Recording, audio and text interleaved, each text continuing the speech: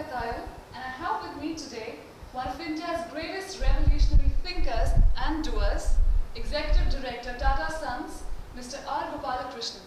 Welcome to Great Lakes, sir. Thank you. How was your experience interacting with the students and at our campus? As a first visit I'm making to Great Lakes Institute, and firstly the size and the layout of the campus is very impressive. But the energy that these kids brought to the classroom was quite phenomenal. I think they could have gone on for another half an hour if the director hadn't sort of shortened the session. And frankly, I visit these institutes only because I want to be touched by that energy. If they don't ask such a profound question that man hasn't thought of it before, I don't expect them to. Neither do I have such a profound answer that they will all fall off their chairs. But it's the interplay of that energy that I enjoy, and I got a lot of it. I bet we got a lot of it too, sir.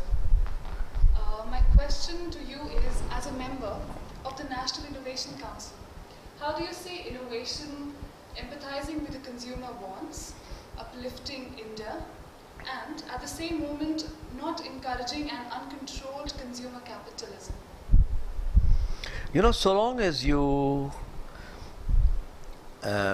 firstly, the heart of innovation is solving a problem that somebody needs to be solved. And therefore, the linkage with the consumer need and the solution of the problem is something I can't help emphasizing. It's very, very important. Just working on an idea for the heck of it because it gives you a kick can be terrific, but I wouldn't consider that innovation. I'll call that research. And there is a place for that kind of research. I have no problem with that. But when it comes to innovation, there must be a consumer need which is powering it. However, consumer needs can also be counterproductive. Anything that's overdone or overconsumed can be counterproductive. And I think the question you ask is about how can you avoid an excess of consumerism which can spoil the party. Now, if I make a brand of alcohol or of smoking a cigarette, if that's my business and I don't want to be judgmental whether that's good or bad, and then I must also take the trouble to explain to consumers that you should not consume too much of it. And I think you find, for example, certain liquor companies who advise you or run a campaign which says don't overdo drinking. If you make a sports car, you should tell people don't drive it around like a sports car within the city. But beyond that, I don't think there is very much that a innovative company can do. Make sure that you make innovative products which are consumer led and which are within the law and not just pandering surreptitiously. That people may have certain needs of voyeurism and you can make video films on that sort of thing, but that's a business you do quietly on the side, and that's not innovative, and that's not good. Definitely. And the second one is, after a glorious 44 years corporate experience, how have you seen the role of emotional intelligence evolve, and what do you suggest the budding managers to imbibe in them to ramp up on it?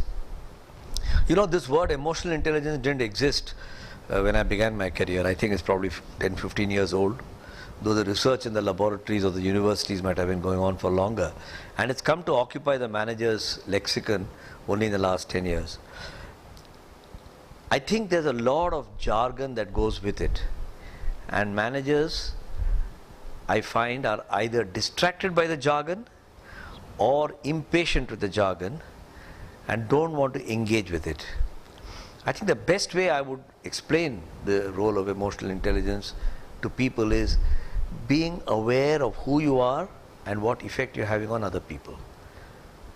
And if you clear away all the jargon that goes with it, try to be what your grandmother taught you, just be a good human being, which means know who you are and see the effect you're having on other people. Then I think the role of emotional intelligence is safe and assured in the future as well.